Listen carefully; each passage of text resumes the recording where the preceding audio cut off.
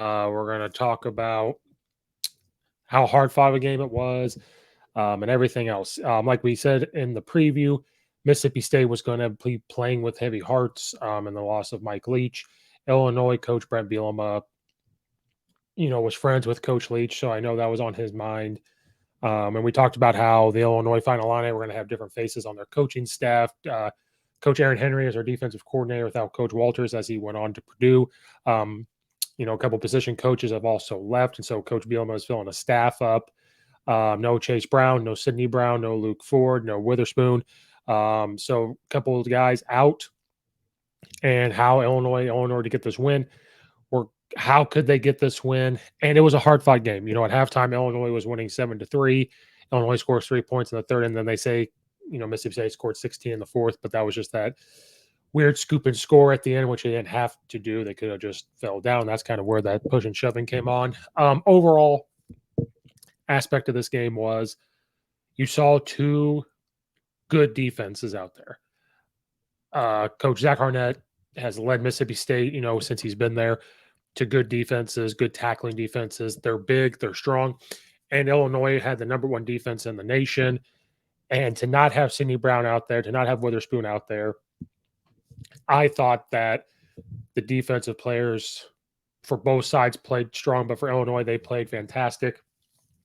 Aaron Henry showed that he kind of had a grasp on the defense, and you kind of saw little bits and pieces of, depending on recruiting and who they get, transfer portal stuff, what the defense could look like. What I mean by that is with Coach Walters, now I'd really have to go back.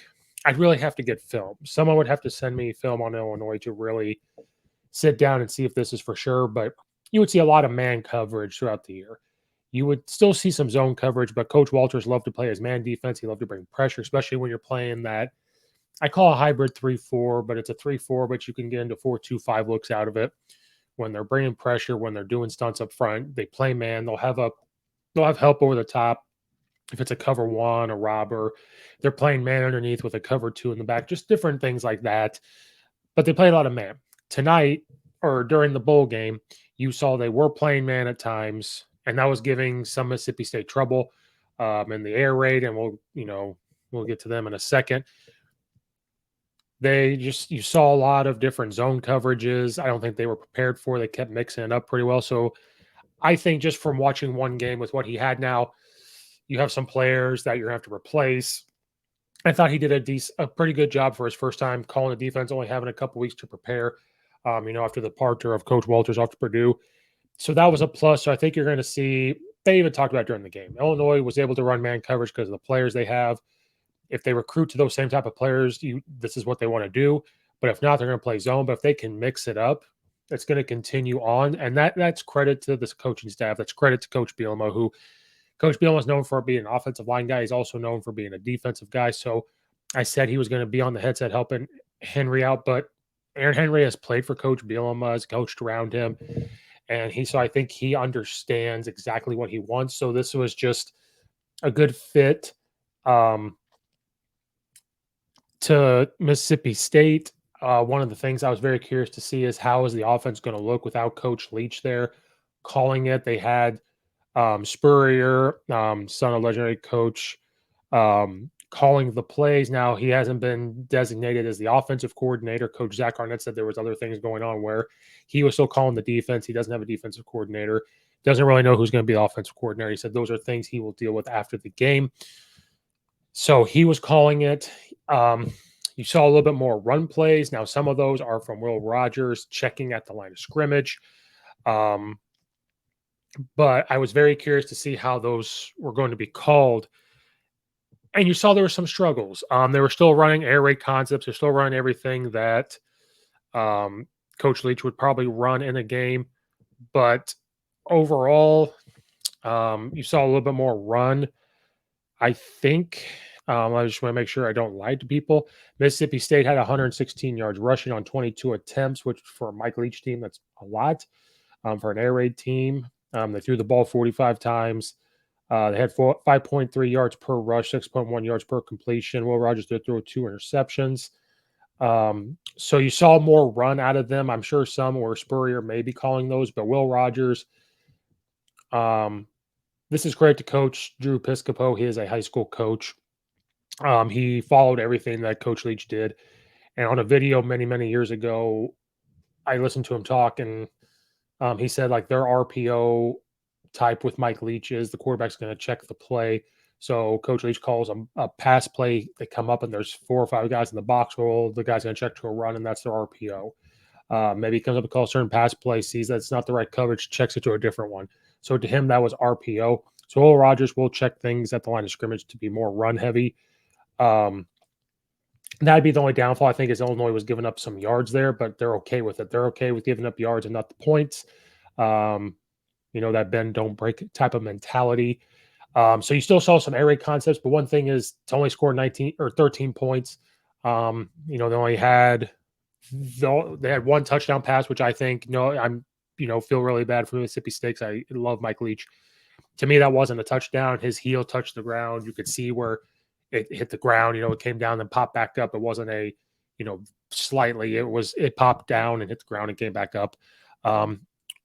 So you could just tell, because Coach Leach is good at adjusting. He's not going to change routes, but he could tag routes. He could do some different things. He could really talk to Will Rogers and get them going because he's so immersed in the offense. So I think some of those tweaks and everything is what they were missing from Coach Leach. But all in all, they were doing things, but Illinois' defense is good. So it's not one of those things where, oh my gosh, there's just scored 30 points. Illinois, Coach Aaron Harry called a good game. Coach Bielema had them ready. The defensive guys were playing tough without some of their guys. So for Mississippi State, you saw the air raid stuff, and maybe that's a preview to what maybe he'll keep the staff around, and that's kind of what they do next year. I'll be curious to see. I don't know if they'll still stay full air raid. It all depends on what Coach Zach Arnett wants to do. If he wants to come out and be kind of quote unquote modern and do what people are doing and run the ball a little more and do those things, that may be what happens. And that could be it. For the Illinois side, going over some yardage here, they only had 288 yards of offense. 253 came from Tommy DeVito through the air. He was 23 of 34, 7.4 yards per pass. There was no interception from him. They only had 35 rush yards, which is not something you usually see, and that's where this was probably for 2 reasons. One, Mississippi State's defensive line is big. Their linebackers are big. They play at 3-3. So you try to run things, and they're very good at tackling up front. They're very big and physical. But you don't have Chase Brown. So when you don't have Chase Brown, you're not going to get some of these, these guys that didn't get a ton of reps there. But you have to correct Mississippi State's defensive line as well. 35 yards on 29 attempts, only 1.2 yards per attempt. They did fumble the ball once, and that was the only turnovers they had. So Illinois, not a humongous great game on offense, but they still would like to have some touchdowns. Tommy DeVito played well, in my opinion. So I said that in order for Illinois to move the ball around, he probably had to get more involved in the pass game without Chase Brown. When we look at individual, Reggie Love, the third 12 carries for 53 yards. Now, part of that 35 yards is Tommy DeVito had negative. They count the sacks. But Reggie Love, the third, 53 yards rushing. Josh McCray had 17. I thought Reggie Love, the third, looked good, especially later on in the game when Illinois started to run the ball more with like a GT counter stuff, pin and pull stuff with a tight end attached. When you have a tight end attached with that 3-3, that's a good way to attack with an H-back, fullback, and a tight end in there, a wing, and pulling guys, getting down blocks. And so I thought running the ball was better in the second half. Again, throwing the ball, I thought Tommy DeVito played great. Isaiah Williams had 9 receptions for 114 yards. Casey Washington, 8 catches for 74 yards. Tommy DeVito even they gave him 13 yards receiving. Yeah, that's kind of funny. So I just thought overall they had a great game. Will Rogers from Mississippi State was 29 of 44, 261 yards. He did have 2 touchdowns, but 2 interceptions, but that 1 touchdown, which I don't think was a touchdown. Again, we talked about the running backs. They spread the ball around to all the receivers. So there were still Mike Leach-esque things going on for them. So Illinois just missing some guys on offense. They should have capitalized more on some drives to get a touchdown. But, all in all, they both played tough. And if Illinois was going to lose to a team in a bowl game, I am perfectly okay that they lost to Mississippi State because they were really playing for Mike Leach. Here's a quote from Will Rogers saying, "I know Coach Leach would have been a little upset at some of the decisions, but we fought hard and stayed together as a team. He was with us all the way. He's been with me all the way. I really, really miss him." So they were really playing for him. Coach Bielema after the game said a defensive battle that just really probably came down to who had the ball last, who was able to execute. Unfortunately, we came up short. And then the season, um, Illinois lost five of its last nine games, lost five of its games by 9 points or fewer. And the school hasn't had a 9-win season since the Rose Bowl team in 2007 when they went 9-4. He says this is going to be hopefully a springboard into bigger and better things. So they are looking forward to next season, heading into this, off season when they get into spring, and then they'll get into their summer workouts. So good things coming from Illinois. I thought they played tough. It's just offensively they couldn't capitalize.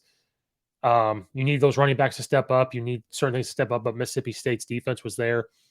Where Illinois struggles is, I think if they have the pass game going and it's good, just something comes up short. You drop the pass, you give up a sack. There was just something there that kept happening. Running backs, again, I think they really did miss Chase Brown, but Chase Brown, I told people, I said this on another show, I'm worried about the amount of runs he takes, but he ran the ball a ton. Didn't give a lot of reps to, they didn't give a lot of reps to Reggie Love III or Josh McCray. Josh McCray was injured through most of the year. Reggie Love III came in and had some reps, but not a ton. But he looks fast. If he puts on, he's going to put on more muscle, he is going to look great next year. Tommy DeVito's last college game ever, the NCAA did not approve him to play another year, which I thought was a little strange. The Big Ten approved it, so why wouldn't NCAA not approve it? But he'll be gone. He did a lot of things for Illinois, so we thank him as an Illinois nation to that. He's a good passer, and I think if he had one more year next year, we could really be a dangerous team, a very fast team, especially with him passing the ball. And I think with the wide receivers coming back, they were struggling a little bit, in my opinion, at the beginning of the year. And as the year went on, it's like I'm describing the Chicago Bears. They played much, much better as the year went on. So Illinois next year is going to have to look towards a quarterback, which they had the transfer quarterback come in. Then they're going to have to continue with their wide receivers to get some receivers in the recruiting class. Luke Altmaier transferred from Ole Miss. He was their backup quarterback. Tweeted that he was going to be going to Illinois. Altmaier has 3 years of eligibility remaining. He was a top 200 prospect according to 24/7 Sports rankings in the 2021 class. At the time of the commitment to Ole Miss, he was the number 8 quarterback. And he was the number 8 quarterback in the transfer portal, loaded with power. There's not a lot of film. He's only had a couple throws. But they think that he could fit in the temp pro, which Coach Bielema calls, and Coach Lenny Jew in their offense. So they had whatever little film they had. Talking to him, he was going to be coming in, so that's going to help address the quarterback situation for Illinois, and I'm sure they're going to get another quarterback before it's over. I think Reggie Love III is ready to step in, and Josh McCray being healthy as the running backs, and you have Isaiah Williams, Casey Washington, and all of them. So them all coming back and continuing to grow and getting a couple other wide receivers for offense is going to help. Defensively, you have some guys that are going to be gone. They're going to recruit. They're still going to be big. And if you saw some previews of some of the young guys that are going to come back, and that bodes well. And then having a full year of Aaron Henry or full off season of him, continuing to grow as a defensive play caller and everything. So that's going to look good for Illinois. So congratulations to Mississippi State on their 9-win season, winning for Coach Leach. Like I said, Illinois, I'm okay with them losing to Mississippi State. There were, some things for Illinois is, this year was learning how to win, and, how do they learn how to win and keep winning. And so next year, now they have this taste. So next year, maybe they don't lose those 5 games. They win a couple more. They get put into that position. Like I said, I feel like they were a year ahead of time with what was going on. They're still coaching Coach Lovie Smith's recruits and doing those type of things. So the development of the coaching staff with the players was great. This game was a hard-fought game. Frustrating just because you felt that Illinois could have capitalized on some other things, on some of their drives. But overall, when it's a tough game like this, it's just going back and forth, good defenses, and their offenses still moving the ball, just not finishing. It was a fun game to watch. Mississippi State had the final drive to come down and kick a field goal, They gave him that touchdown because Illinois was doing the pass back and forth, and they scooped up and scored. So to really, it was 13-10, but it's 19-10. So Illinois ends the season at 8-5 as they head into their off season. We'll do another episode to really probably fully recap the whole season, go through their schedule from this year, talk about again about the quarterback transfer, and if there's more news that comes out about the recruiting and everything. So, congratulations to Illinois on 8-5 season. It was more than what people probably thought, and they're just going to continue. Coach Bielema's going to fill a staff, and it's going to be a tough Big Ten with everything going on. So that'd be a whole thing to talk about. And then again, congratulations to Mississippi State. That was for Mike Leach. And I hope they still have the Mike Leach stuff all over their uniforms and stuff next year. And I hope Washington State and Texas Tech kind of do the same thing. That will wrap up this episode of the Coach Steve Show again. Like and subscribe to YouTube channel. Follow and rate it. Apple and iTunes. Follow at Coach_70. At Coach_Steve72 on Twitter. All that good stuff. Leave a comment in the comment section down below. Thank you guys again for watching and or listening, and we will see you guys next time.